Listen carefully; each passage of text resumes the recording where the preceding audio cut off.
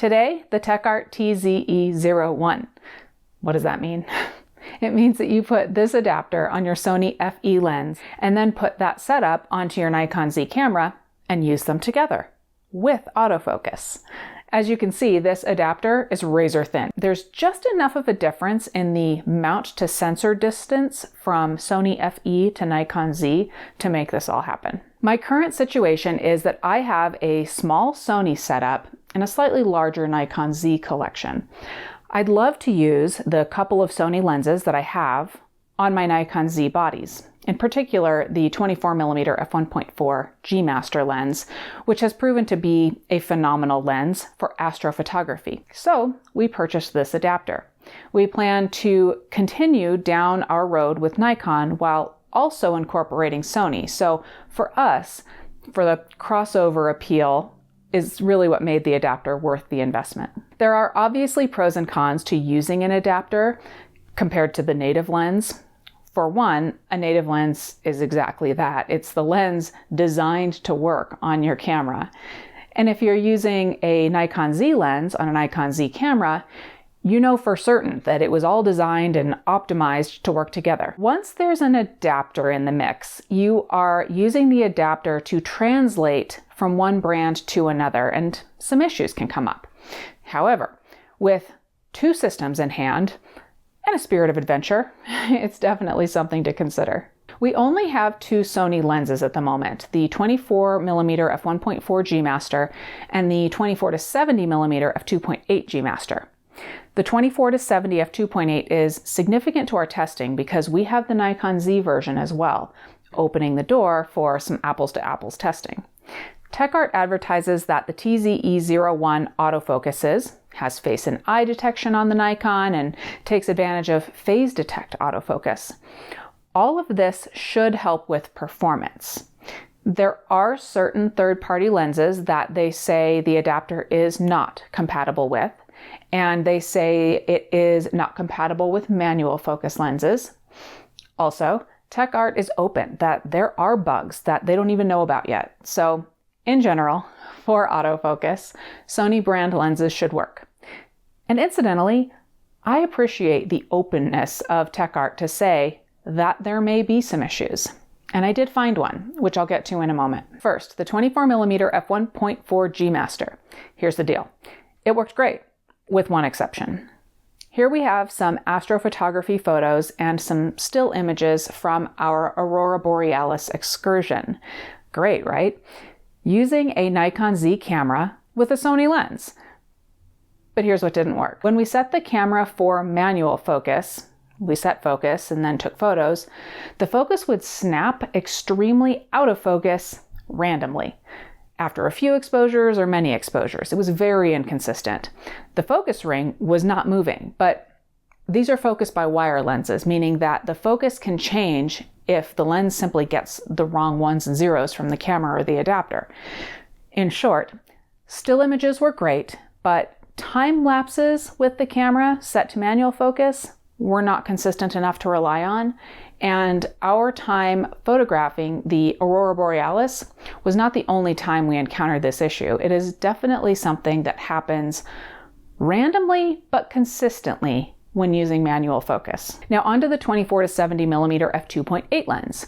Again, we have a Nikon for comparison, so we did exactly that. The Nikon 24-70 on the Nikon Z7 snaps into focus. You can get eyes, faces, and whatever you point the camera at. It just works. And again, that's the ideal situation. Nikon Z lens on a Nikon Z body.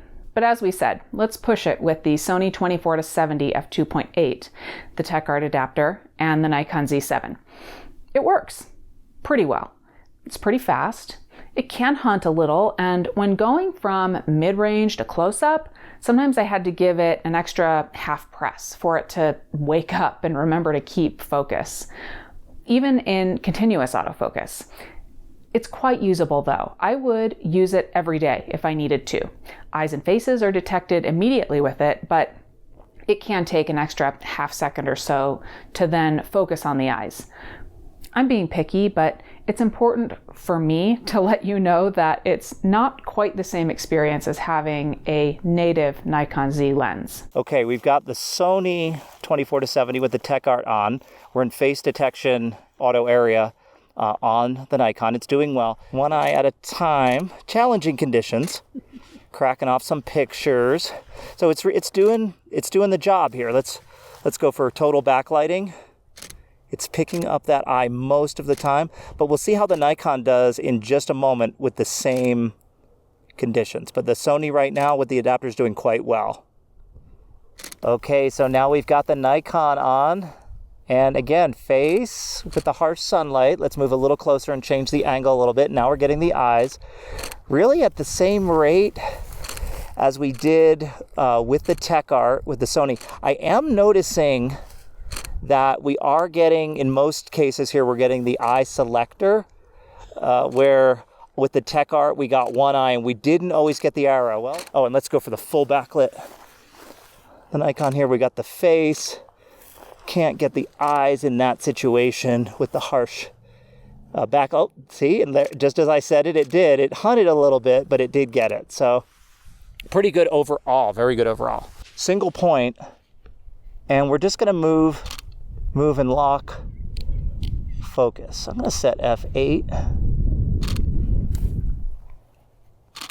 And you guys will see the green when it gets focused. This is with the Nikon. We'll go close on the grass, picture, and then I'll press now and picture, no problem. Okay, far away. I had to give it a second half press that time. Let's go close. Fine, no problem. Fine, no problem. Over here to these trees, fine. To the mountain behind them, fine. Close up, fine. Almost a little stutter on the shutter there. Sounds a little strange. Let's go back to f2.8. Yeah, no kerchunk. So it's the aperture change. It takes a little bit extra half step when you change the aperture from wide open. And we'll go back to 2.8. Maybe you'll hear the difference on the microphone. Let's just move that down towards the mic. Now let's go to F8. It's not a slower shutter speed, is it? No, it's just taking a little bit extra to set the aperture. Given the great flexibility, but slight decrease in performance, who is this adapter for? If you have Nikon Z and Sony, it's sort of a no-brainer. It gives you the ability to cross between your brands. If you're like me and love the 24mm f1.4 G Master for its low light capability and overall sharpness and effectiveness for astrophotography, it's a no-brainer. One really handy thing is that the adapter comes with a dock that allows you to update the firmware as updates are released. I do not know of any specific updates that they have coming, but it's obviously in their plans, or they wouldn't have a dock that comes with the adapter. I don't see someone who uses the Nikon Z series picking up this adapter and then adding Sony lenses to their collection without a Sony body.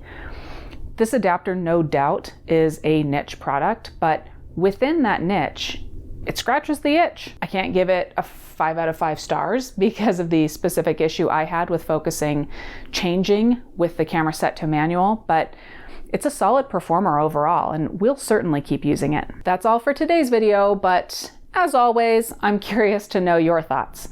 Let us know down in the comments below, especially if you've used this adapter. What has your experience been like, and what lenses have you tried? Let us know. And thank you everyone for watching.